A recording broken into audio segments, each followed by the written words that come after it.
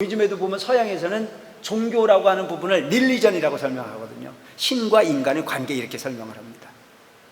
근데 우리 지금 동양 쪽에서 이 종교를 이야기할 땐 그렇게 생각하지 않아요. 이게 지금 뭔가 잘못 해석한 부분이 내용이 하나 있어요. 동양 쪽에서 이 종교는 마루종자에 가르칠 교자입니다. 마루종자에 가르칠 교자, 신과 인간의 관계가 아니에요. 그런데 동양의 종교라고 하는 부분과 서양의 릴리전이라고 하는 부분을 동일시하는 부분이, 잘못된 부분이 해석이 가해진 것이 오늘날 존재하고 있다는 얘기입니다. 다른 거죠, 분명히. 그럼 우리 지금 동양에서 이야기하고 있는 마루종자의 가르칠 교자는 최상의 가르침, 최상의 가르침. 그럼 우리가 추구하고 있는 최상의 가르침이라는 건 뭘까 생각해 볼 필요가 있지 않겠습니까? 우리가 추구하고 있는 최상의 가르침은 뭘까? 여러분들 왜 사세요? 너무 당황스럽나요? 왜 사냐가 물으면 답을 너무 당황스러워요. 내가 왜 살지? 살긴 사는데 왜 사는지 모르고 사는 경우가 너무 많아요. 근데 가만히 생각해 보면 우리가 사는 이유는 딱 한 가지예요. 행복하게 살고 싶은 거예요. 제 얘기 동의하십니까? 그냥 우리는 열심히 노력을 하고 잠을 안 자고 고민을 하고 다 하는 부분들이 보면 다 행복이라고 하는 한 단어를 완성시키기 위한 부분이 목적이 있어요. 아내와 만난 것도 행복하기 위해서고, 자식을 낳은 것도 행복하기 위해서고, 공부를 한 것도 행복하기 위해서고, 일터에 나간 것도 행복하기 위해서고, 여러분들이 오늘 이 뭐처럼 만들어진 셋째 주 일요일 비가 구죽죽하게 오는 이날 그냥 습기도 많고 그냥 집에서 편안하게 쉴 수 있는데도 불구하고 이 원흥사 법당에 온 이유도 올드 스님 보고 싶어서가 아니고 행복의 방법을 구하기 위해서, 내가 집에서 그냥 편안하게 쉬는 것보다는 부처님 진리의 도량에 가서 부처님이 어떤 그런 말씀을 듣고 그 말씀에 의지해서 내 마음의 하나의 어떤 그런 그 막혀진 부분을 터서 내가 뭔가 가피를 입는다면 훨씬 더 행복할 거라고 하는 부분이 계산이 있었기 때문에 저는 이 자리에 앉아 있다고 생각을 하는데, 제 얘기 동의하십니까? 맞아요, 이게. 그러니까 우리가 움직이고 있는 모든 부분들을 그때그때 우리가 확인을 하지 않아서 그렇지, 뭉뚱거려서 확인을 해보면 행복이라고 하는 부분이 최장 목적지가 될 수 있어요. 근데 그 행복이라고 하는 부분이 일상적인 사람들이 생각할 때는 나만 행복하면 돼라고 하는 쪽으로 생각을 하는 것이 일상적인 흐름이에요. 그런데 부처님의 가르침은 그 행복을 가르치러 오신 그 주제가 모든 인류를 평등하게 행복하기 위한 가르침이 부처님 가르침이다. 너도 행복하고 나도 행복해야 진리지, 나는 행복한데 너는 불행해지면 그것은 시장경제의 논리일 뿐이지, 이기의 논리일 뿐이지 진리가 될 수 없다는 얘기예요.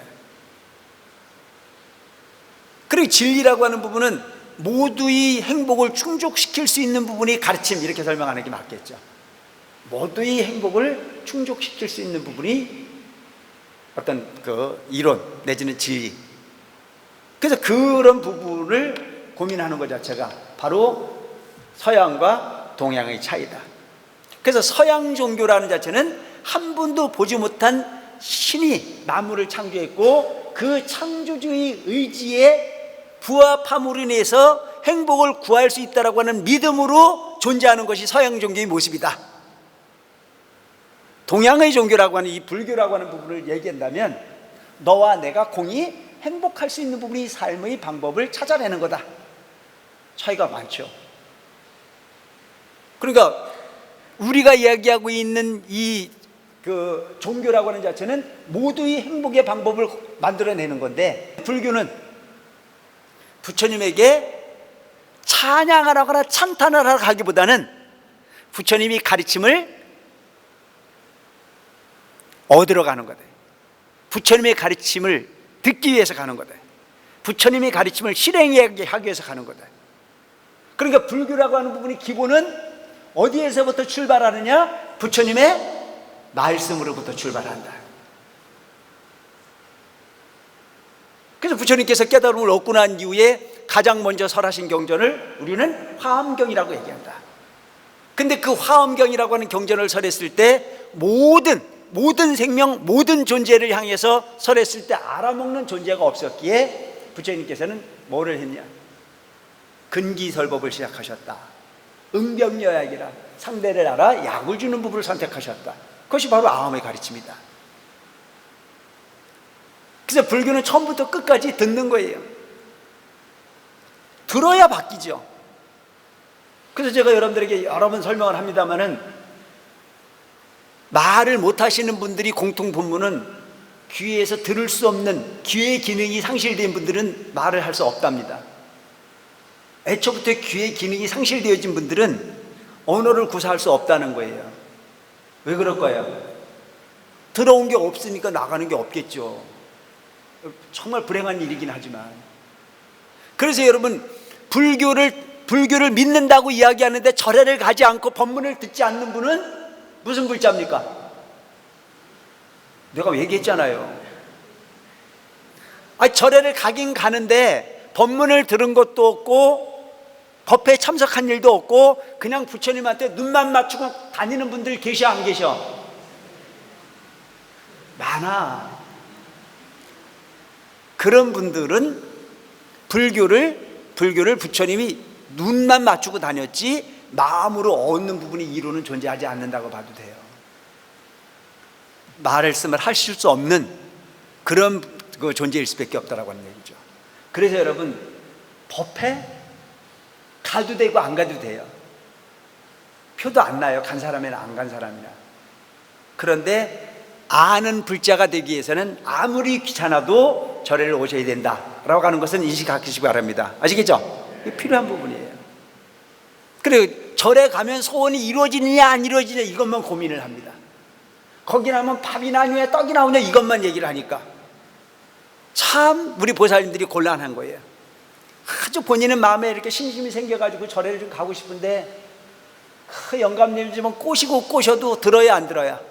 안 듣잖아요. 그래서 내가 절에를 너무 열심히 다니는 모습을 보고 가끔 집에서 가장 가깝다고 하는 그분이 나를 비난하듯이 이야기합니다. 절에를 다니면 떡이 나오냐 밥이 나오냐? 위하려거든 나를 위해라. 이렇게 말씀을 많이 하시잖아요. 말씀도 안 하고 계시는 부처님을 뭘 그렇게 쫓아다닐 게 있냐? 그렇게 정성을 드리려거든 나한테 그런 정성을 한번 드려봐라. 이렇게 말씀을 하시면 입이 턱 막혀가지고 할 말이 있어요, 없어요? 할 말이 없어요. 그럼 그 할 말이 없다는 얘기는 그 불교 공부를 잘 했다는 얘기입니까? 못 했다는 얘기입니까? 불교 공부를 제대로 못 했다는 얘기지. 이런 법문을 듣고 가면, 이런 어떤 법에 참여를 하면 할 말이 생기기 시작합니다. 우리가 절에를 가는 것은 우물에 있는 동전을 떠올려 오라고 가는 게 아니다. 그 동전이 가라앉지 않는 방법을 얻기 위해서 내가 가는 거다. 지혜를 얻기 위함이다. 부처님이 뭔가 해주는 부분의 어떤 그런 행위를 원해서 가는 것이 아니고 내가 이 세상을 사는 방법에 괴로움을 던지고 행복을 얻기 위한 내 마음의 편안함을 얻기 위하며 내가 이 세상을 사는 삶이 부정적 삶이 아닌 긍정적 삶에 답을 구하기 위해서 간다.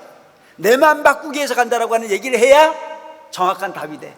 그러니까 영감님이 밥이 나냐 떡이 나오냐 그러면 거기다 대고 뭐라 그래야 돼? 다 나온다. 다 나온다. 내 마음이 긍정적 사고를 통해서 하다 보면 안 될 일이 뭐 있어요? 그러게 여러분, 처음부터 끝까지 불교는 참 위대한 종교라 뭐예요? 처음부터 끝까지 불성을 강조하셨어요. 부처님께서 깨달음을 얻으시고 난 후에 일체 중생의 마음 근기를 다 비춰보시고 난 이후에 희유하구나. 참 희유하다 이거예요. 당신이 중생의 모습에서 이 부처가 되기 위해서 수많은 억겁의 노력을 통해서 딱 깨달음을 얻고 나니까 당신 속에만 이와 같은 부분의 깨달음의 보배가 있는 것이 아니고 비춰지는 모든 존재들이 다 그 덩어리를 갖고 있더라 이거예요. 그 덩어리를 본 것을 보고 나서 참 희유하고 희유하다. 똑같은 부처더라 이게 다. 그래서 그 부분을 열애장이야. 우리는 부처의 성품을 가지고 있는, 부처의 성품이 감춰져 있는 여러분들이라. 즉 불교는 여러분들 모두가 부처 되기 위해서 공부하는 거다. 그보다 더 좋은 공부가 어디 있습니까? 우리는 100년을 살지 못하는 어리석음 속에 살고 있지 않습니까? 영원하지 않은데 영원할 거라고 하는 착각에 머물러 살고 있지 않습니까? 그래서 여러분, 서산대사의 이 가르침에 그런 얘기가 나요. 생종하철에, 생종하철에. 낫다라고 하는 부분은 대체 어디에서부터 왔는가? 이거 궁금하지 않아요? 여기 내가 그 연부를 할 때마다 항상 하는 얘기, 이 대목은 꼭 나와요. 생종하철에 나는 도대체 어디에서부터 왔는가? 모르잖아요. 사양하처가라, 죽었어. 어디로 가는 거야? 그런데 우리는 서로 똑똑하대 안 똑똑하대? 온 것도 모르고 갈 것도 모르고 그러면서도 똑똑하다고 서로 난리야. 얼마를 벌었냐고? 1000억을 벌든 수천억을 벌든 한 푼도 가져가는 사람 내가 못 봤어. 바보 아니야? 아니, 번 사람도 못 가져가고 나처럼 안 번 사람도 못 가져가고 지나가는 동창생이지. 100년을 소유하지 못하는 부분이 그 거품 덩어리를 만들어 놓고 그것을 성공을 했네 안 했네, 그걸 쳐다보고 앉아갖고 또 부러워서 침을 질질 흘려. 세상에 좋겠다고.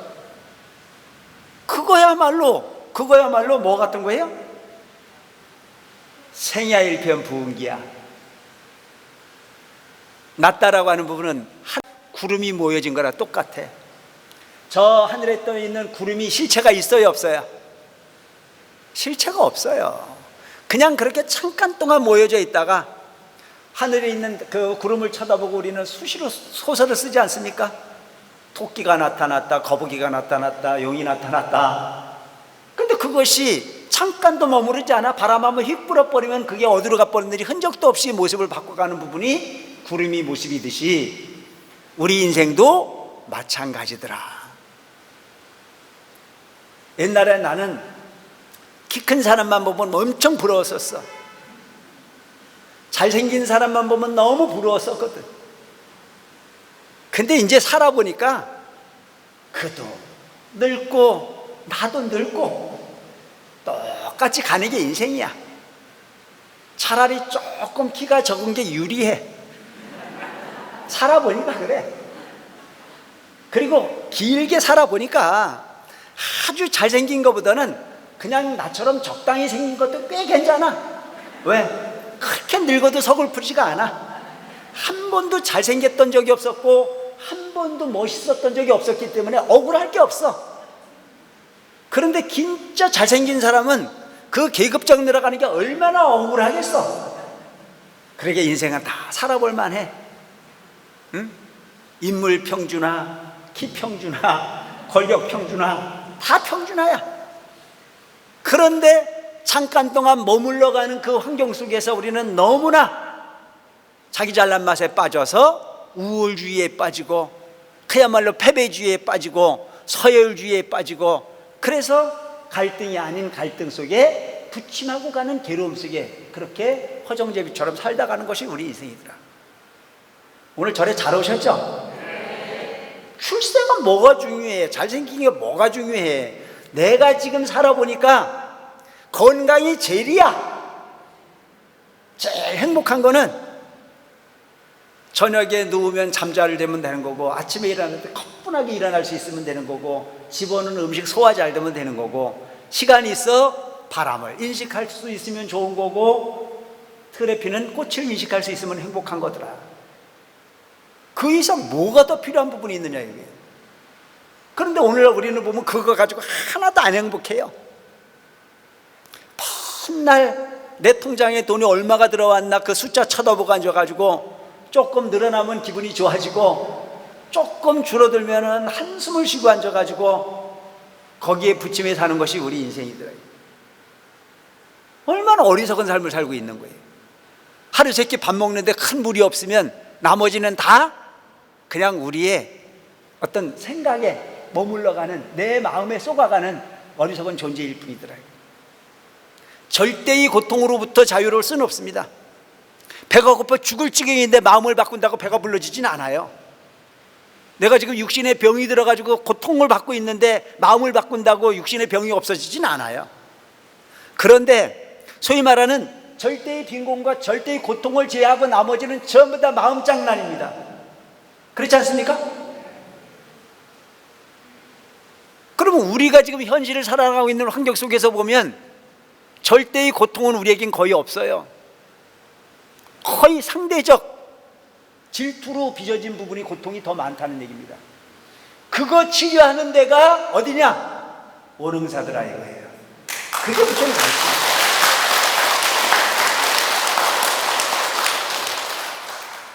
여러분, 앞으로는 그 마음이 지배하는 시대가 분명히 와요.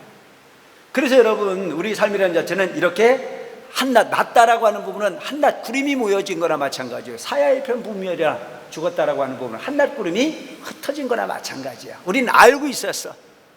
나라고 하는 부분이 구성 요소는 지수화풍 4대로 이루어진 거다. 지수화풍. 여러분들이 지금 뭐 찍어 바르고, 나도 고민스러워 사실은 보면. 옛날에는 안 그랬었는데 이게 나이가 들어가다 보니까 다 괜찮은데 꼭 살이 빠져도 이 볼태기만 빠져야. 이게 참 그렇잖아요. 근데 이왕이면 상대방에게 좀 좋게 보여주고 싶은 욕망이 있어요, 없어요? 있어요. 근데 그건 안 되는 거더라고요. 그게 인과야. 근데 그런 모든 모습들을 이렇게 그 연구해서 보면 우리 육신이라는 자체가 잘나고 못나고 간에 다 지수합병 4대야. 흙으로, 물로, 불로, 바람 기운으로 구성되어진 이 존재인데 숨 떨어지고 나니까 무섭더라고요. 참 신기하죠, 여러분. 목숨이 붙어 있을 때는 그 존재가 무서운 존재가 아니에요. 근데 숨 떨어지고 나면 갑자기 으쓱하고 두려운 생각이 들어요, 안 들어요? 전혀 경험이 없으셔? 아무리 가까웠던 부모님도 숨 떨어지고 나니까 두려워하더라니까. 그렇게 가까운 존재인데. 그래서 그게 왜 그렇게 무서울까 하고 생각해 봤더니 그 집이 지금까지 사람이 살다가 주인이 이사 가니까 빈집이 돼가지고 무섭더라고. 빈집이야, 빈집. 그러니까 여러분들은 지금 가지고 있는 육신의 본래 본성이라고 하는, 본래 혼이라고 하는 부분이 지금 새 들어 살고 있는 셋집입니다. 우리는 다 셋집에 살고 있어요. 이건 등기부 등부도 잘 허가가 안 나. 돈도 별로 안 나간다니까. 그러니까 이 지금 현재 새 들어 살고 있는 집에 혼이 빠져나가고 나면 빈집이 돼서 두려움을, 현상을 만들어내는데 이 혼이라고 하는 게 작업을 하는 거라고 볼 수가 있어요. 신기한 게 이 혼이 들어가서 맥박이 뛰고 있을 때는 기운이 따뜻합니다. 근데 그 혼이라고 하는 기운이 쑥 빠져나가고 나면 갑자기 축 늘어져서 차가워지기 시작하고 그때부터 세포는 썩어가기 시작을 합니다. 그러니까 여러분들의 기능이 얼마나 대단한 부분인지 우리가 알 수가 있어요. 그래서 혼이 주인인데, 혼이.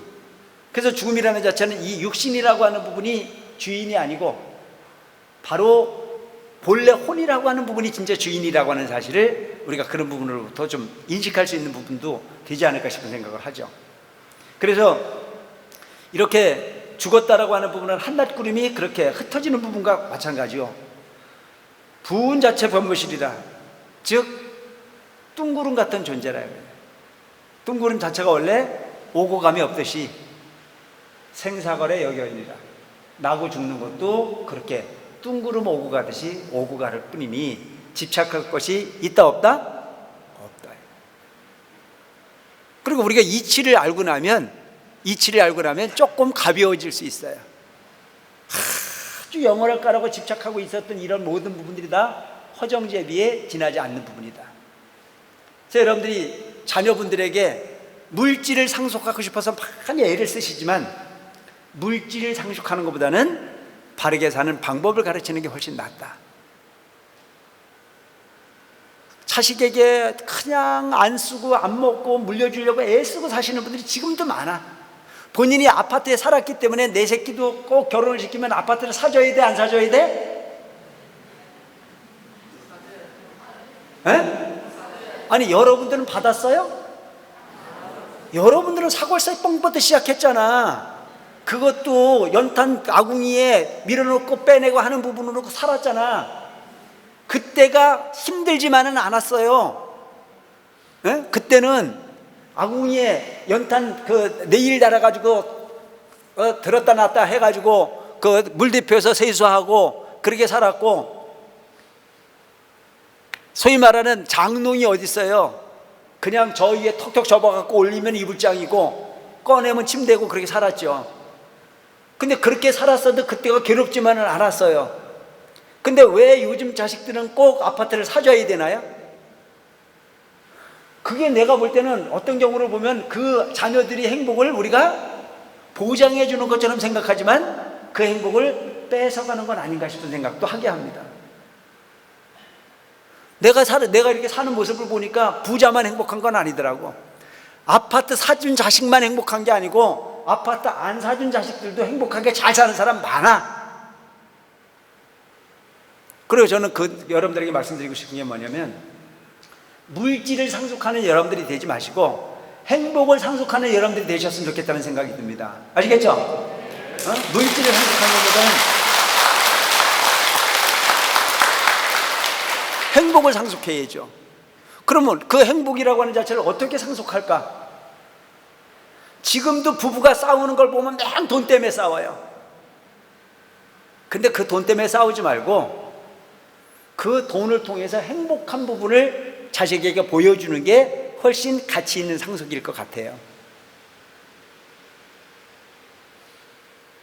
멋스러운 부분이 가정의 분위기를 연출하고 대화가 무르익어 가며 뭔가 서로 소통할 수 있는 부분이 주제를 설정할 줄 아는 지혜가 필요하다. 뭔 얘기를 할까? 내가 좀 전에 우리 합창단원들 들어왔길래 그런 얘기를 했어요. 노래를 부르기 위해서 열심히 합창 연습을 하고 절에 오는 것도 중요하지만 처사님들을 잘 말씀드려서 절로 모셔올 수 있도록 연구를 해라. 그리고 법회에 함께 들어라. 그 법회에 함께 들은 부분의 내용을 가지고 집에 가서 들은 내용을 서로 토론해라. 자식이 거기에 귀를 기울일 거고 그 가정은 처음부터 끝까지 부처님 말씀으로 장엄이 될 거다. 그 부처님 말씀으로 장엄하는 그 가정이 부처님이 법력과 부처님이 가피가 옹호하는 도량이 될 거다. 그게 연불이다. 연멸불망 내 입에서 나가는 부분이 진리의 이야기가 나오고 바른 삶을 서로 주고받고 행복의 방법을 서로 토론할 수 있는 부분이 가정의 문화가 꼽혀진다면 그 집이 도량이야. 절에만 부처님이 모셔져 있는 것이 아니고 부처님의 연화가 주고받아지는 그 집이 부처님이 법이 옹호하고 부처님 가피가 함께 할 수 있는 도량이 된다는 사실을 여러분들이 알고 가시기 바랍니다. 근데 오늘날 많은 불자들은 보면 당신은 집에 계세요, 내가 갔다 올게요. 거의 그런 형태예요. 자식이 가려고 그러면 엄마가 대신 갔다 올게. 넌 집 지키고 있어. 그 집을 누가 떠가지고 가나요? 그런데도 그런 형태가 오늘날의 어떤 그런 불자들의 모습이 아닐까? 아니요. 우리는 대표가 갔다 와가지고 소위 신행 생활을 하는 게 아니에요. 불교는 대표로 하는 게 아니고 각자가 하는 게 불교라는 사실을 알고 가시기 바랍니다. 아시겠죠? 그리고 함께 토론하는 그 상대가 도반이 되어집니다. 부부로 사는 것도 잠깐 동안 사랑으로 사는 거고 시간이 지나고 나면 사랑도 아니고 정으로 산다면서요. 근데 우리는 이제는 좀 지혜로워질 필요가 있습니다. 우리는 정으로도 살지 말고 나이가 어느 정도 지긋하게 들어가면 이젠 도반으로 사시는 여러분들이 되시기 바랍니다. 아시겠죠? 그 도반으로 사는 모습이 문화가 잘 익어지면 그 자녀분들에게 어마어마한 상속이 가능할 거다. 뭐를 상속하는 부모가 되냐? 행복을 상속하는 부모가 되고 또 남음이 있을 거다. 책을 준들 읽으라는 보장이 없고 재산을 준들 지키라는 보장이 없더라고요. 여러분, 아무리 많은 재산을 줘도 자식이 까먹는 경우가 너무 많아요. 부자가 3대가 가기가 어렵다는 얘기를 들은 바가 있어요. 고기를 잡는 방법을 가르쳐 주는 게 낫지 고기를 잡아주면 된다는 어리석음에서 빠져나와야 되는 것이 오늘날 우리 현실이어야 될 거다라고 싶은 생각이 들어요.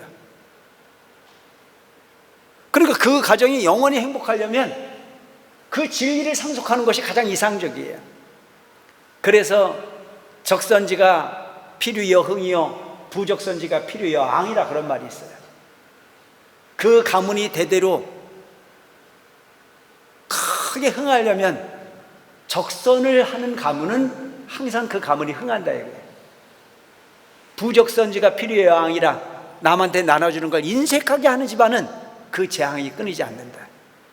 부자를 만들어주는 게 여러분 내 스스로라고 생각하지만 주변 사람들이 부자를 만들어준다는 사실을 알고 가시기 바랍니다. 아시겠죠?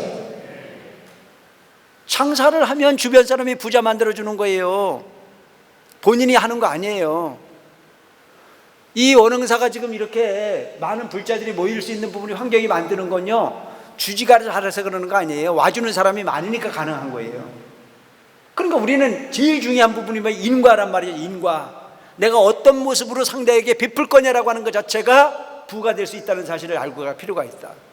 근데 많은 사람들은 베푸는 부분을 인색하게 가르치고 얻는 부분만 크게 얻으려고 하는 부분이 욕심으로 일관하기 때문에 되는 일이 없는 거다.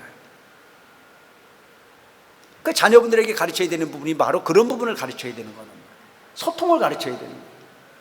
특히 요즘 같은 세월에는 여러분들이 자녀분들 반드시 절에 다니게 해야 됩니다. 손자 손녀분들 반드시 절에 다닐 수 있는 그런 분위기를 만들어 줘야 됩니다. 왜 그렇다고 생각하세요? 하나 내지는 둘밖에 낫지 않습니다. 소통을 배울 수 있는 기회가 별로 없어요. 나눔의 기회를 가질 수가 없습니다. 조율을 할 수 있는 기회가 별로 없죠. 왜? 그 아이는 나면서부터 왕자였으니까요. 그 아이는 나면서부터 공주였기 때문에요. 희한하게 자식 기르거든요. 요즘 어머니들이 보면 아들 그 남편 반찬 따로 아이 반찬 따로 누구 반찬이 더 맛있어요? 대답을 못해. 네? 아이가 좋아하는 반찬 따로 어른이 좋아하는 반찬 따로 하지 않습니까? 그래서 아빠가 어느 날 밥을 먹다가 아이 반찬이 꽤 맛있는 것 같아가지고 젓가락을 살짝 갖다 대면 뭐라 그래요? 손을 톡 치면서 애 반찬에 손댄다고 뭐라 그래요? 그러니까 그 아이가 속으로 생각할 때는 지가 서열이 높아요? 아빠가 서열이 높아요? 이해가 전혀 안 돼요? 그 아이는 서열이 당연히 본인이 높아요. 위아래도 없죠. 본인은 그냥 무조건 때만 쓰면 모든 부분이 다 해결된다는 쪽의 생각에 빠져가는 부분이 교육이 성행하는 것이 오늘날 우리 현실이야.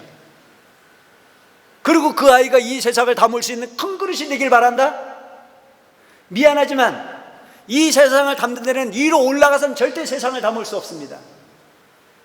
이 세상을 담기 위해서는 내가 아래로 내려가야만 세상을 담을 수 있다는 사실 깨우치시기 바랍니다. 그걸 일컬어 불교에서는 하심이라고 말하죠. 무엇을 얻기 위해서 많은 분들은 내 자식이 교육을 해서 먼 훗날 세상을 담을 수 있는 큰 그릇이 되길 바랍니다. 근데 그 그릇이 되길 포기를 합니다. 처음부터 아버지를 우습게 알고 가정에서는 왕이며 그 누구도 나를 함부로 하지 못하고 내가 원하는 부분은 다 얻을 수 있다는 쪽의 생각에 굳어지는 그 아이가 어찌 세상을 통해서 참을 수 있으며 세상을 통해서 타협할 수 있으며 세상을 통해서 소통할 수 있을까? 너무나 큰 어리석음 아니겠습니까? 그러니까 이율배벌적 교육은 없다. 무엇을 위한 삶인가를 진실하게 되물어 볼 수 있는 여러분들이 됐으면 좋겠습니다. 그래서 제가 주장합니다. 그런 아이들을 위해서 믿고 맡겨 원흥사 어린이법회 보내라 이거예요. 바꿔줄 테니까. 필요한 거라고 저는 생각합니다. 어머니들이 합창을 하고 어머니들이 와서 다도를 하고 어머니들이 절에 와서 정서적인 부분이 행위로 보여줬을 때 그 가정에 엄마의 이치가 달라집니다. 우리 집에서 우리 엄마는 맨날 설거지만 했었는데 저 원흥사 갔다 보니까 우아한 아름다운 꽃을 펴서 부처님 전에 퍼진 공양을 올리더라. 그리고 모든 사람들에게 박수를 받더라. 가치 있는 엄마는 본인 스스로가 만들어야 되는 거죠. 그걸 왜 희생으로만 생각합니까? 어마어마한 그 가문의 분위기를 바꿀 수 있는 부분이 원류가 생길 수도 있는 건데요. 우리 엄마는 집에서 나한테 온갖 잔소리만 해대고 그저 별거 아닌, 그리고 여러분들 우리 엄마들도 보면 생각을 좀 바꿔야 돼. 집에서도 좀 우아하게 하고 있어야 된다니까. 애들한테 맨날 나는 먹다 남은 것만 먹는 사람이고, 나는 입다가 버린 것만 입는 사람이고, 나는 항상 척박한 곳에 머무르는 부분이 엄마라고 하는 그 생각을 좀 바꿀 수 있는 그런 문화가 필요합니다. 남편 출근할 때 아무 생각 없이 그래 하지 말고, 남편 출근할 때 가장 멋진 아내의 모습을 보여줄 수 있는 성실한 여러분들이 되시기 바랍니다. 왜 그런지 아세요? 그래야 그 남자가 딴 여자 생각을 안 해. 여러분, 여자의 팔자라고 하는 자체는 성실함입니다. 이게 그럴 수밖에 없어요. 구조적으로 남자하고 여자하고 다르대요. 여자는 남편이 아무리 현찮아도 그 남편을 일구월심 생각하는 마음으로 살아요. 근데 남자는 너무 단순해가지고 내 아내보다 조금 이쁜 거 보면 눈이 돌아가기 시작한대요. 그렇기 때문에 그 남편의 내리 속에 가장 아름다운 모습을 저장시켜주기 위해서 노력하는 성실함이 필요한 게 아내의 모습이에요. 근데 우리는 다 거꾸로 살지 않습니까? 시장 갈 땐 깨끗하게 하고 갔다 왔다가 남편 퇴근 시간만 되면 추리닝으로 바꿔 입어요. 그건 내가 잘못된 거라고 생각해요. 가장 아름다운 모습으로, 가장 깨끗한 모습으로, 가장 정갈한 모습으로 보일 수 있는 매너가 필요한 거. 그것이 아이 눈에도 들어와야 돼요. 아, 우리 엄마는 함부로 할 수 없는 분, 존경스러운 분. 이게 우리가 일상적인 부분의 삶. 뭐 그렇다고 뭐 너무 괴롭게 살아라는 얘기가 아니에요. 갖춰서 살아라는 얘기죠. 남편이 출근하기 전에 먼저 일어나서 조금 피곤하더라도, 그러니까 요즘에 보면 이 드라마라든가 이런 부분을 가끔 보면 참 세상이 많이 바뀌었어요. 옛날에는 가정살림 사시는 분들이나 아내들이 참 인생이 피곤했잖아요. 본인들이 밥을 지어서, 따뜻한 밥 지어서 내보내는데 그냥 내보내는 게 아니고 아주 정갈한 모습으로 하려고 애를 쓰는데, 요즘엔 남편이 밥을 먹고 출근을 해도 안 일어나는 분들 많더라고요. 네가 알아서 하고 가라 이거예요. 거기서 조금 난 사람들은 남편이 혼자 셀프로 밥 먹고 출근하기 전에 그냥 나와가지고 한쪽 눈 감고 한쪽 눈 뜨고 갔다 오라고. 이게 꽤 괜찮은 아내죠. 그러고 앉아가지고 꼭 기회 있을 때마다 그 남편한테 딴 데 눈만 돌렸다 그러면 죽는다는 거야. 그리고 뭐라고 그래요? 본인이 하는 부분을 먼저 아이한테나 그 소위 말하는 그 남편들에게나 그 소위 가솔들에게 그 존재에 대한 부분을 확실하게 자리매김할 필요가 있죠. 정확하게, 질서 있게, 당당하게. 내가 피곤하지 않고 될 수 없는 일이잖아요. 자다가 일어나서 까치집을 해짓고 일어나서 남편 출근하는데 갔다 오라고 그러고 있으면 그 남편이 회사에 가가지고 집에 있는 내 아내를 생각하면 뭐만 생각나요? 까치집만 생각나잖아.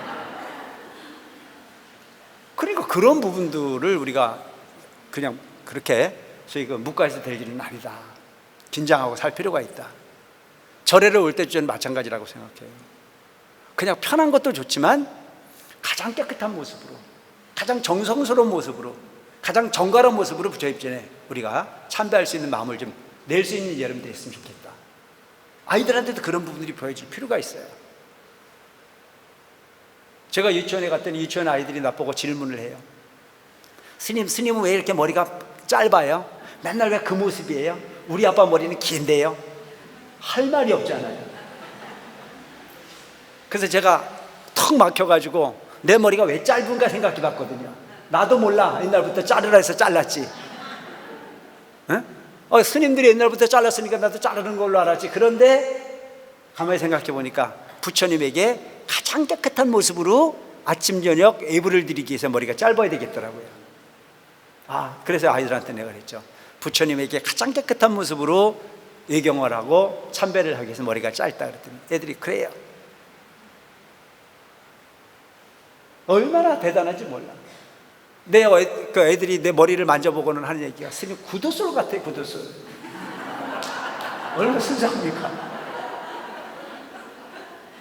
그래서 내가 그 아이들한테 너희들도 스님처럼 머리를 깎으면 너한테도 구두솔이 있어.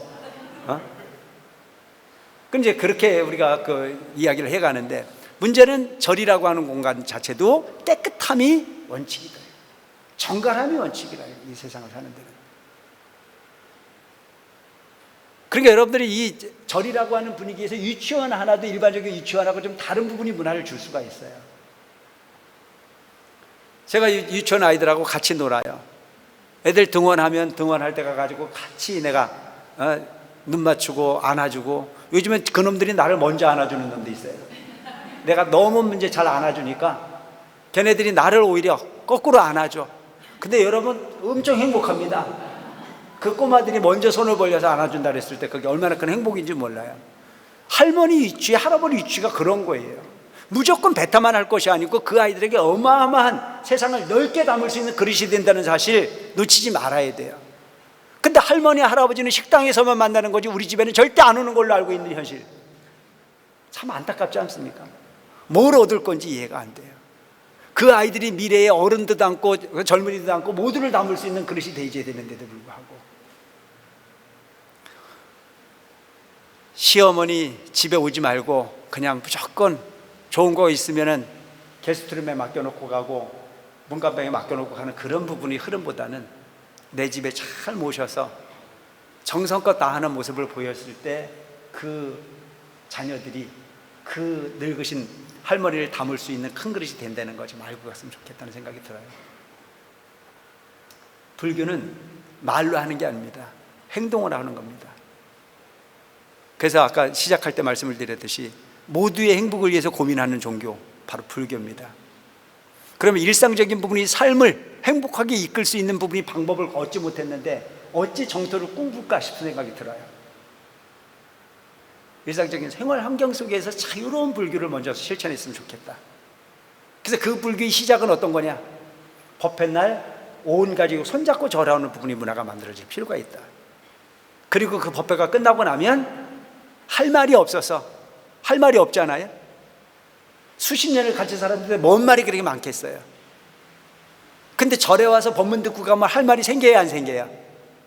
어떤 이야기 하나가 나왔을 때 그 이야기에 대해서 우리가 주제로 끌어내기에 부족함이 없어요. 그게 대화의 레파토리가 될 수 있고, 그것이 도량을 건설할 수 있는 부분이 방법일 수 있다.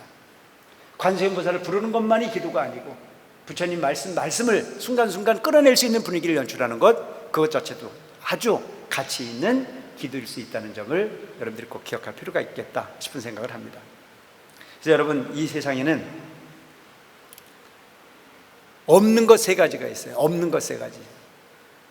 이 세상 사는 데는 없는 것 세 가지가 있는데, 그 첫째가 뭐냐면 세상 사는 데는 정답이 있어요, 없어요? 에? 세상 사는데 정답 없어요. 다 살게 돼 있어요. 그런데 어떻게 하는 것이 잘 사는 거냐라고 하는 건 고민할 필요가 있겠죠. 나만을 위해서 사는 것은 잘 사는 게 아니고 모두를 담을 수 있는 부분을 고민할 수 있는 부분이 삶이 진정 잘 사는 거다. 그래서 나를 높이지 말고 나를 낮춰서 모두를 담을 수 있으려면 하심이라고 하는 부분을 바탕으로 세상을 살아라 라는 말씀을 드립니다. 여러분 한번 따라해 보세요. 하심. 하심을 하면 주변에 사람이 많습니다. 사실 그렇지 않습니까? 제가 이곳에 주지라고 해가지고 주지방에 들어앉아서 절대 나를 만나려면 거쳐서 오라고 그러면 만날 사람 하나도 없어요. 근데 요즘은 내가 맨날 내려가 있습니다. 이 사람도 만나고 저 사람도 만나고. 그 처음에 내가 여기 왔더니 보니까 내가 승복을 입는 게 부끄럽더라니까요. 왠지 아세요? 나보고 눈 맞추는 사람 없었어요. 나보고 합장하고 인사하는 사람 없었어요. 엘리베이터를 같이 기다리고 앉았는데도 불구하고 멀뚱멀뚱해요. 이게 여기 분위기더라고요. 근데 요즘은 제가 먼저 인사합니다. 반갑습니다. 어서 오세요. 어서 오세요. 만나는 사람마다 어서 오세요라고 그랬더니 요즘은 이제 나만 쳐다보면 하까마까 하고 있어요. 이제 바뀌어가고 있는 거죠. 이제 조금 더 있으면 아마 그분들이 먼저 저한테 이제 스님 잘 계셨죠? 스님 별일 없으시죠? 그게 뭐가 어렵습니까? 나도 기분 좋고 상대도 기분 좋고 얼마나 좋겠습니까? 내가 거기다가 엘리베이터 앞에서 만난 스님 보고 난 꼭 주지라고 안 불러도 관계는 없어. 내가 주지라고 써붙이고 다니진 않으니까. 그래도 승복 입고 있으니까 중이라는 건 알 거 아니야. 그럼 그 스님 바라다 보고 스님 편안하시냐고 그냥 합장 인사 한번 하면 내가 속으로 축원을 해도 뭐라고 축원을 할까? 뭐라고 할 것 같아? 부처님 복이 있으면 저분 봐주세요 그러겠지. 근데 그분이 날 쳐다보고 멀뚱멀뚱 그냥 있으면 뭐라 그럴 것 같아? 생각이 안 나요? 내가 아무것도 안 줘. 주고 싶은 마음이 없어. 그러니까 그 말 한마디 액션 하나가 어마어마한, 여러분 축원이라는 게 뭐라고 생각하세요? 부처님 앞에 와서 이름 불러 하는 것만 축원이 아니에요. 사람 마음 일어나는 순간에 그가 잘 됐으면 좋겠다라고 하는 마음이 일어나면 일어날수록 그것이 다 갚이가 될 수 있고 축원이 될 수 있다는 사실을 아시기 바랍니다. 이게 바로 세상을 하심하는 부분의 방법이에요. 그래서 여러분, 이 세상은 정답은 없습니다. 하지만 그러니까 아까 얘기가 그 얘기예요. 인사 한 사람이나 안 한 사람이나 눕 맞춘 사람이나 안 맞춘 사람이나 똑같아요. 그런데 그 속의 흐름은 다르다. 그래서 정답은 나만을 위한 삶을 살지 말고 상대의 기분까지도 생각해 갈 수 있는 부분이, 여유 있는 부분이 삶의 주인공이 되라. 모두가 행복할 수 있다. 두 번째, 비밀은 없다. 비밀이 있어요, 없어요? 이 세상에 비밀은 없다. 그러니까 비밀은 없으니까 비밀은 안 만드는 게 좋아요. 그러니까 여러분, 우리 원흥사에서는 앞으로는 귓속말을 하지 않는 원흥사가 되시기 바랍니다. 너만 알고 있으라는 말이 가장 심각한 숙제야. 그러니까 여러분, 사람들하고 다 놀아도 되는데 너만 알고 있으라고 말하는 사람은 놀지 마세요. 아시겠죠? 그리고 화장실 뒤로 끌고 가는 놈하고는 만나지 마세요. 절대 좋은 일일 수 없어요. 누구에게거나 당당하게 말할 수 있는 소자만 가지고 대화할 수 있는 여러분들이 되시기 바랍니다. 그래서 이 세상에 없는 것 세 가지 중에 첫째, 정답은 없다. 둘째, 비밀은 없다. 셋째, 또 한 가지가 있습니다. 뭐가 없다? 공짜는 없다. 그러니까 여러분, 우리는 공짜를 너무 좋아합니다. 근데 반드시 그 공짜는 갚게 되어 있다는 사실을 꼭 기억하시기 바랍니다. 어떤 경우를 통해서든지 간에 내가 얻은 부분은 그에게 돌려줄 수밖에 없는 것이 부처님 가르친 인과라는 사실을 꼭 기억하시기 바랍니다. 아시겠죠? 준다고 좋아할 일 아니에요. 공짜는 없어. 반드시 돌려주게 돼 있어. 이것을 누구한테 가르쳐야 돼? 자녀분들한테 가르쳐라. 정답은 없으니 다투지 마라. 너도 답이고 너도 답이다. 그런데 그 답 중에 진정한 답을 구하려거든 모두를 행복하게 할 수 있는 부분이 답을 구하라고 말씀해 주셔라. 둘째, 비밀은 존재하지 않으니 화장실 뒤로 끌고 가는 놈하고는 절대 만나지 말라고 얘기해 주라. 셋째, 공짜는 없다. 노력한 것만큼의 대가가 있을 뿐이다. 이상적인 부분이 이익을 바라지도 마라. 일확천금을 꿈꾸지도 마라. 그러니까 제일 망하기 좋은 사람이 누구예요? 공짜 바라는 놈이 망해요. 난 여러 사람 보거든요. 사기를 친 사람하고 사기를 당한 사람하고 어떤 놈이 더 나쁜 놈이에요? 그걸 뭐 이렇게 고민을 해? 자, 사기를 친 놈하고 사기를 당한 놈하고 어떤 놈이 나쁜 놈이에요? 친 놈이요? 당한 놈이요? 똑같아. 똑같아. 사기를 치는 놈도 나쁜 놈이고 사기를 당한 놈도 사기꾼 이상의 욕심이 있기 때문에 사기를 거의 다 당한다니까. 제 말 틀렸습니까? 내가 노력한 것만큼의 행위를 정확한 세상의 흐름에 맞춰 살겠다는 생각을 하는 사람은 절대 사기를 당하지 않습니다. 종교도 마찬가지예요. 욕심 많은 놈이 쫄딱 망한 곳에 가가지고 헛손질하고 다니는 경우가 대부분이에요. 그래서 지금도 여러분들 보면 여기도 가방 들고 가끔 와서 사기치러 오는 사람들 많아. 구인사도 많이 오는데 뭐 가방 들고 와가지고. 그래서 뭐라는 줄 알아요? 도를 아십니까? 그냥 거저 소원을 들어준다고 와서 사기를 쳐요. 그러니까 그 부분 중에 제일 이상적인 게 뭐냐면 당신 집안에 뭔 문제가 있었다고 얘기하고 문제없는 집안은 있을까 없을까? 당신 집안에 애 조상 중에 누가 물에 빠져 죽은 놈이 있다고 얘기하면 그런 사람 있을까 없을까? 난 다 맞춰. 나도 도사야. 근데 거기에 걸려 넘어가 가지고 패가망신을 하는 경우가 너무 많아요. 그러니까 모든 부분은 너한테 문제가 있어서라면 기분 나빠 가지고 안 따라오는데, 너는 아무 죄가 없어. 너 집 조상이 문제야. 그럼 그때부터 유한을 받아야 이제 긴가민가 해가지고 따라가. 그러니까 욕심이 없으면 화를 당하지 않는다. 공짜는 존재하지 않는다. 노력한 것의 대가를 가지고 세상에 살아가야 된다. 그 다음에 이 세상에 아주 분명한 부분이 있는데, 죽음이라고 하는 부분이 세 가지 요소가 있어요. 내가 이걸 오늘 여기까지만 가르쳐 드릴게요. 우리는 반드시 죽어야 안 죽어요? 내가 분명히 확신해. 다 죽어. 생자필멸이야. 이게 부처님의 가르침이에요. 이게 참, 이 부처님의 가르침이 얼마나 대단합니까? 이 세상의 모든 종교는 죽는 걸 가르치는 종교는 없어요. 다 산대요. 죽어도 산다고 사기를 쳐요. 그래서 나온 종교가 영생교잖아요. 그래서 그 사람들은 죽어도 나중에 어느 때 구원을 받을 때는 그 뼈가구도 다 달고 올라간대요. 그래서 그들은 그 뼈를 어디 묻느냐 하면 그 종교의 지혜에 묻습니다. 뭔 말인지 못 알아먹네. 언젠간 구원을 받을 때는 그 무덤을 그 종교 시설 밑에 묻어놔야 구원을 하고 올라가. 그래서 그 종교의 지붕이 뾰족해. 왜? 올라갈 때 빨리 올라가려고. 뭘 알아 진짜.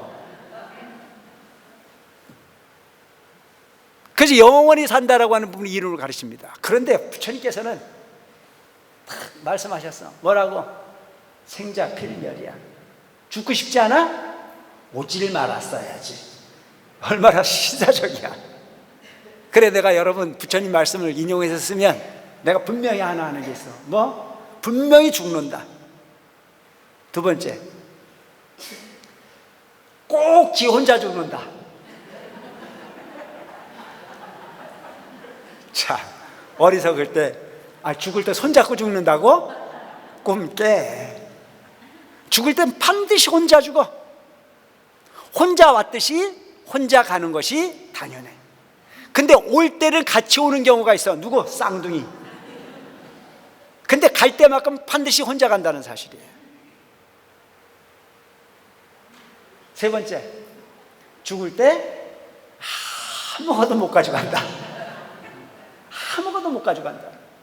권력도 못 가져가고, 돈도 못 가져가고, 명예도 못 가져가고, 인물도 못 가져가고, 꿈깨 못 가져가. 아무것도 못 가져가는 것이 우리 인생이니, 그 허정지비의 인생에 속지 말고 진정한 나가 누군지를 찾을 수 있는 지혜 있는 불자가 됐으면 좋겠다. 그래서 아무것도 다 무상하니 가져갈 수 있는 부분은 오직 내 행위, 내 마음, 내가 쓴 마음 하나가 오직 나의 영원한 동반자라는 사실을 알고, 그 동반자가 청정하고 쾌적해서 걸림이 없는 곳, 그야말로 여유자적할 수 있는 저 피안에 이르는데 장애가 되지 않는 여러분들이 되기 위해서 노력하는 불자들이 됐으면 하는 바람으로 오늘 본문을 마감을 하겠습니다. 고맙습니다.